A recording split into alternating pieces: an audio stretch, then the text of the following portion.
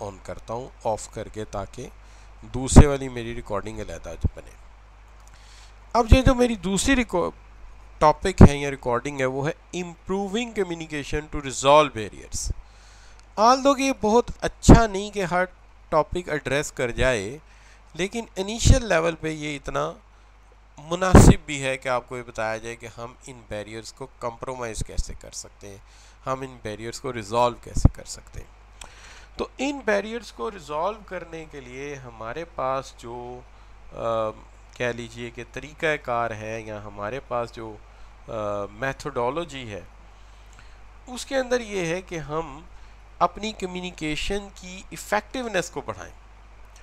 सवाल ये है कि हम अपनी कम्युनिकेशन की इफ़ेक्टिवनेस को कैसे बढ़ा सकते हैं, how we can improve the effectiveness of communication. लेकिन अगर हम इफ़ेक्टिवनेस बढ़ा गए तो समझिए कि वी डन अवर वर्क, हम अपना काम कर गए। तो उसके लिए क्या किया जाए, उसके लिए ज़रूरी ये है कि हमें सबसे पहला काम जो है वो ये करना है, या हम ये समझते हैं कि हमारा जो टोटल निज़ाम है, सिलेबस है, वो इसी चीज़ पे बेस कर रहा है कि communicate more effectively in business environment, nonetheless, ना इससे कम ना ही बहुत नीचे, नन द लेस इससे किसी सूरत भी कम नहीं, नन द लेस का मतलब कभी भी इससे नीचे नहीं।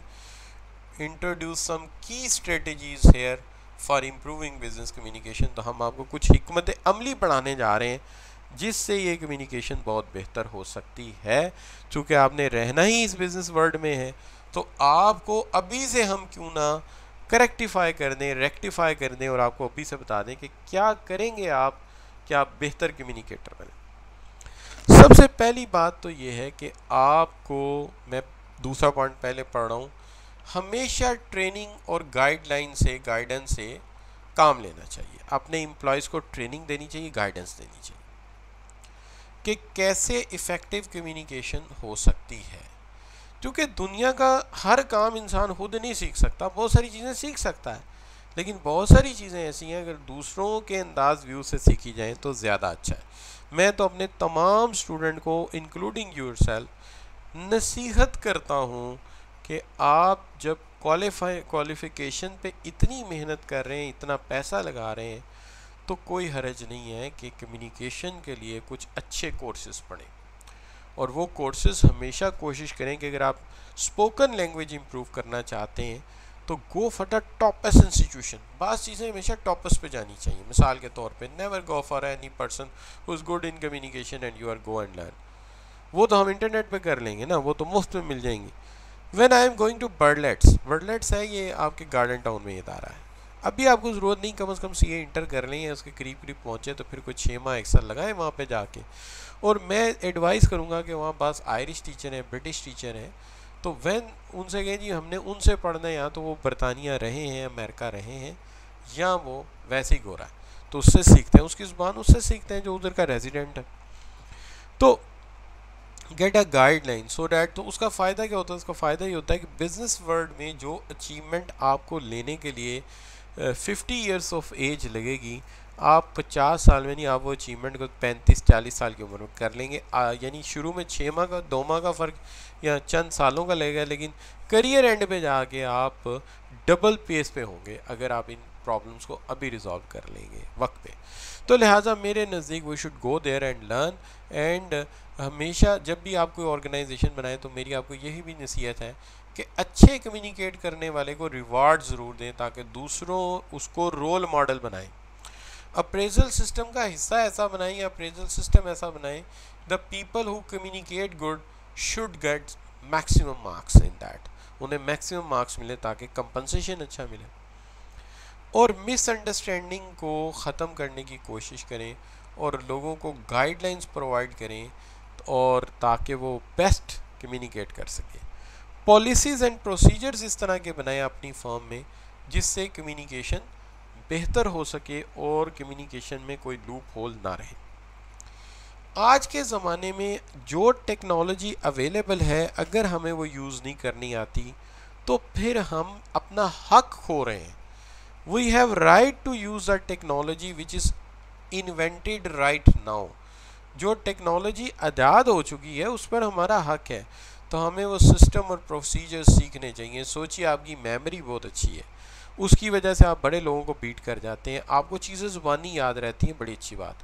लेकिन आपकी जगह एक मैनेजर है, उसकी मेमोरी अच्छी नहीं है, लेकिन उसको जो है वो ओरेकल सॉफ्टवेयर आता है या प्राइमावेरा आता है या उसको कुछ ऐसे सॉफ्टवेयर आते हैं जो सिस्टम एनालिसिस की या सिस्टम की प्रॉब्लम सॉल्व कर सकते हैं, तो वो बजाय इसके कि चीज़ें ज़ुबानी याद रखे कंप्यूटर में से देख के कर लेता है, तो आ गया ना आपके मुकाबले पे, बीट कर गया ना मेमोरी आपकी अच्छी को और आपके नॉलेज को।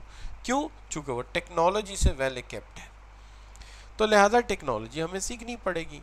अब अभी तो हमारे प्रोफेशनल बॉडीज़ के एग्ज़ाम फिज़िकल होते हैं, हम पेपर पे लिखते हैं या हम ऑनलाइन भी कुछ डील करते हैं। आने वाले दौर में तमाम एग्ज़ाम कंप्यूटर पे ही होंगे और आपको कंप्यूटर पे ही डेफिनेशन कंपोज ऑफ करनी होगी, लिखने का काम काफ़ी कम हो जाएगा। अच्छा, हमें कोशिश करनी चाहिए अपने इदारों में आपसी इख्तलाफात और पॉलिटिक्स को मैनेज करें, मिनिमाइज़ करें और इस्टेब्लिश करें ऐसी पॉलिसीज़, ऐसे कम्युनिकेशन चैनल जिससे मालूमात जो है पूरे इदारे में तेज़ी से फैले, क्विकली एक जगह से दूसरी जगह मालूमात मूव हो, और अपनी पॉलिसीज़ और प्रोसीजर इस तरह के बनाएं कि मालूमात के रुकने का सवाल ही पैदा ना हो। जब टाइमली और इफ़ेक्टिव कम्युनिकेशन होगी तो आपकी ऑर्गेनाइजेशन की प्रोडक्टिविटी बढ़ेगी। सोचिए आप एक वॉर लड़ रहे हैं, जंग लड़ रहे हैं, जिसके ऊपर आपको अपने फ्रंट सोल्जर्स को इंस्ट्रक्शंस देनी है, वो इंस्ट्रक्शंस नहीं पहुंच सकती, तो आप जंग जीतेंगे? जब कम्युनिकेशन डिले होगा तो जंग हारने के चांसेस भी बढ़ जाएंगे। लिहाजा if you want to win the war you must go and learn how to improve this things. इन चीज़ों को आपने कैसे इम्प्रूव करना है। तो एक जगह मैं गूगल इमेज पे देख रहा था, बड़ी अच्छी एडवाइस उन्होंने की, वो एडवाइस मैंने शामिल कर दी इसके अंदर। पहली बात ये, how to improve cross cultural communication. सीखो कि मुख्तलिफ इलाकों के जो लोग हैं उनमें कम्युनिकेशन कैसे हो सकती है। लर्न अबाउट कल्चर्स, कल्चर्स को सीखो। अफ्रीकन का कल्चर क्या है, चाइनीज़ का कल्चर क्या है, सीखो। चूँकि दुनिया में आपने इंटरनेशनल इन्वायरमेंट में काम करना है, तो you have to learn that how things are going. Language barriers को ख़त्म करो, ज़बानों को सीखो, ये ज़रूरी है, इसके बगैर काम नहीं चलेगा। And improve your communication skills, अपनी कम्युनिकेशन स्किल्स को इम्प्रूव करो। And avoid non verbal hints, non verbal hints को बचाओ, वर्बली आओ, वर्ड्स को सीखें। अच्छा, और कोशिश करें कि आप अंडरस्टैंड कर सकें चीज़ों को, और जब आप क्रॉस कल्चरल कम्युनिकेशन कर रहे हो तो वहाँ पे हिंट्स का ख़ास ख्याल रखो कि कौन से कौम में नॉन वर्बल हिंट्स क्या मीनिंग देते हैं।